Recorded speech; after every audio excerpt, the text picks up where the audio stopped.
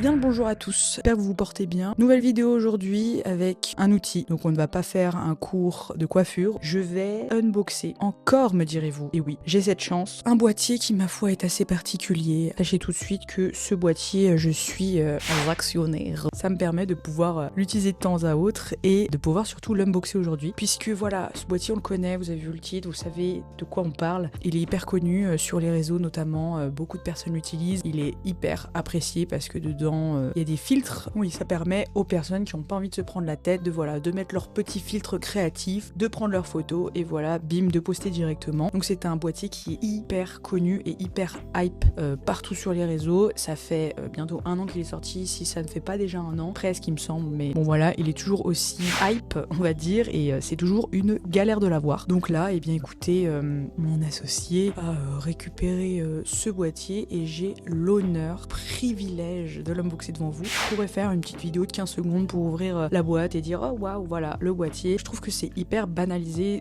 d'ouvrir des boîtiers comme ça, et surtout c'est hyper, comment dire, c'est trop cool d'avoir des boîtiers, c'est trop bien d'avoir des appareils photo, d'avoir la chance d'en déballer. C'est pour ça que j'aime bien prendre mon temps et surtout partager ça. Le colis était attendu depuis 1 mois, je dirais, il y a toujours de l'attente sur ce produit, c'est dingue, peu importe où vous commandez, il n'y en a jamais en stock. C'est vrai que j'avais parlé avec des vendeurs de différents magasins et il n'y en a jamais eu en stock en fait, voilà. Ce qui est aussi intéressant avec ce boîtier, ce que je voulais faire, c'est donc vous faire aussi d'autres vidéos dessus sur une présentation du boîtier classique comme j'aime les faire pour donner un peu voilà les idées globales qui entourent ce boîtier. Je sais qu'il y a déjà des vidéos dessus, je m'en fiche, je veux le faire à ma sauce. Donc voilà, et le tester, donc tester la street photographie puisque c'est aussi comme ça que j'ai commencé à vraiment tomber amoureuse de la photo et le faire tester aussi à des personnes qui n'ont pas l'habitude de prendre des photos, voir un petit peu comment ils trouvent ce boîtier, etc. Ça me rend vraiment nostalgique puisque j'ai, à titre personnel, commencé à vraiment apprendre la photo avec un Fuji. Il s'agissait du Fuji X100F qui a maintenant quelques années et en fait c'est avec lui que j'ai appris les bases de la photo, voilà, comment utiliser ma sensibilité ISO, mon ouverture, ma vitesse d'obturation, tous ces paramètres là c'est avec un Fuji X100F que j'ai gardé des années et que j'ai revendu après pour m'acheter le R7 que vous avez vu sur cette chaîne. Et voilà, à chaque fois c'était acheter du matériel, le revendre pour en acheter un autre, mais j'ai tellement regretté de l'avoir vendu, je vous jure, ça me fait trop plaisir là d'avoir un autre boîtier comme ça qu'on pourra prendre sur soi quoi. Enfin c'est vraiment génial d'avoir un boîtier qui se transporte partout. Je tarde pas plus parce que c'est un petit peu chiant. Voilà, c'est parti, on commence tout de suite. Écoutez, ça me paraît vraiment très léger, mais bon, j'ai l'habitude d'unboxer des choses un petit peu conséquentes. Du coup là c'est vrai que ça fait bizarre, c'est tout léger, mais c'est pas mal. Tant de carton pour une si petite boîte. Est-ce que c'est le bon déjà? Eh oui, on dirait bien que c'est lui. C'est trop cool. Non, promis, le bureau était propre. Ça me rend hyper nostalgique. J'ai encore la boîte de mon Fuji X100F, puisque quand je l'ai vendu, j'avais pas retrouvé la boîte. Elle était cachée. Bref, c'est parti.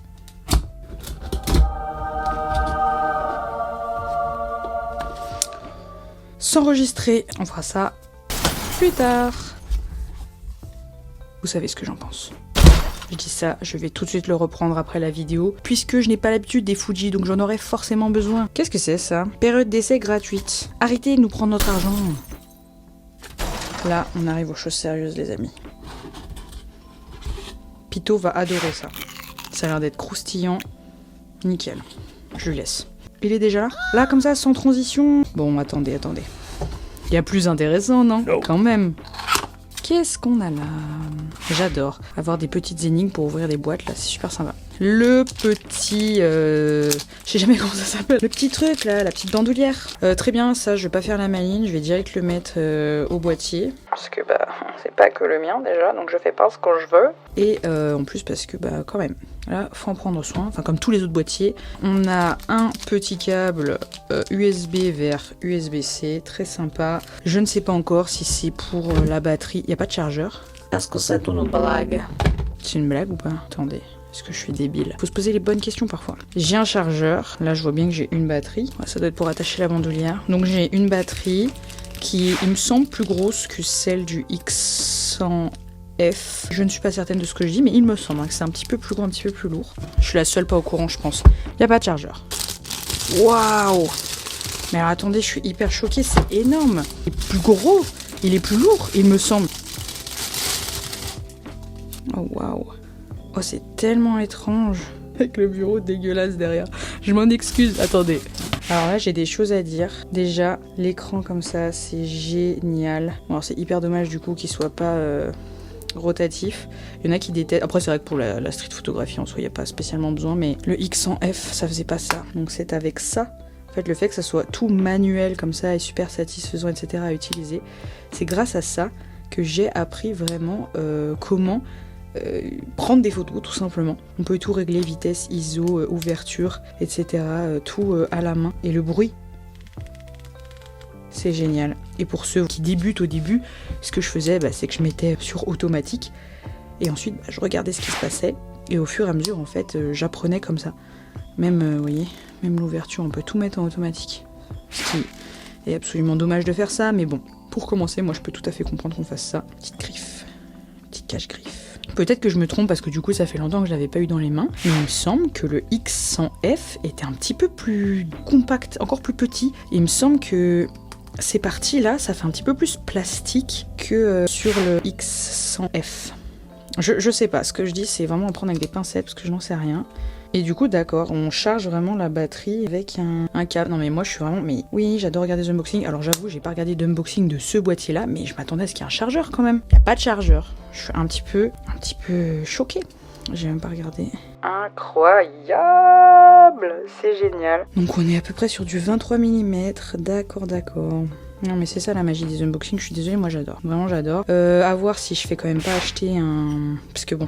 Sur le X100F, j'avais pas de protection et je me rappelle qu'il a eu une petite rayure à force, parce que je l'ai gardé quand même de nombreuses années. Mais bon, voilà, à force, il y avait quand même de nombreuses rayures et de même pour l'écran. Du coup, vu que c'est pas un écran qui se replie comme ça et qui se ferme, j'ai un petit peu peur qu'il soit abîmé. Donc à voir si on peut pas mettre un petit protège, que ça sera peut-être à acheter. C'est génial. Écoutez, je vais mettre la batterie et je vais regarder dans le mode d'emploi aussi, voir si c'est normal qu'il n'y ait pas de batterie. Bon, écoutez, effectivement, il n'y a pas de chargeur livré avec. Ça m'embête un peu, enfin c'est un peu chiant, on va pas se mentir, parce que voilà, tu charges tes batteries, tu branches ton chargeur sur ton bureau, tu laisses ta batterie charger, là non, faut brancher machin, donc tu sais, fais encore attention qu'il n'y ait pas l'appareil photo qui tombe, etc. pendant que tu fais ça quoi. Donc je trouve ça pas super cool. Au début, quand j'ai eu dans les mains, j'avais l'impression que c'était un peu cheap, on va pas se mentir, à côté d'autres boîtiers comme voilà, forcément l'R5 Mark II et tout, mais en fait là c'est bon. Là c'est bon, mes doigts sont habitués et le truc est solide quoi. Le truc est solide. Donc écoutez, on va y retourner.